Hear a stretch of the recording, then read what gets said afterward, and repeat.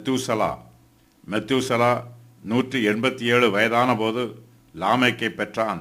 Methuselah லாமேக்கை பெற்றபின் 782 வருஷம் உயிரோடு இருந்து குமாரரையும் குமாரத்திகளையும் பெற்றான். மெத்தூசலாவுடைய நாளெல்லாம் 969 வருஷம். அவன் மரித்தான். முற்பிதாக்களில் மெத்தூசலா மிகவும் முக்கியமானவர்.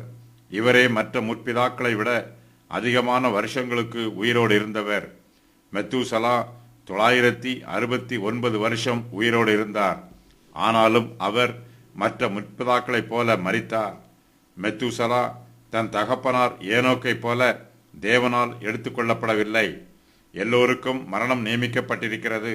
மரணம் சிலருக்கு சீக்கிரத்திலும் வேறு சிலருக்கு மெதுவாகவும் வருகிறது.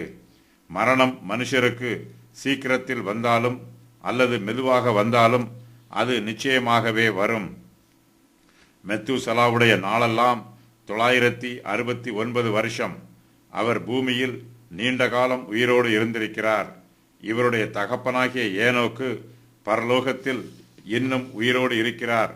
2 சாட்சிகளில் ஒருவராக இனிமேல் வரப்போகிற காலத்தில் இவருடைய தகப்பனாகிய ஏனோக்கு மரிப்பார்.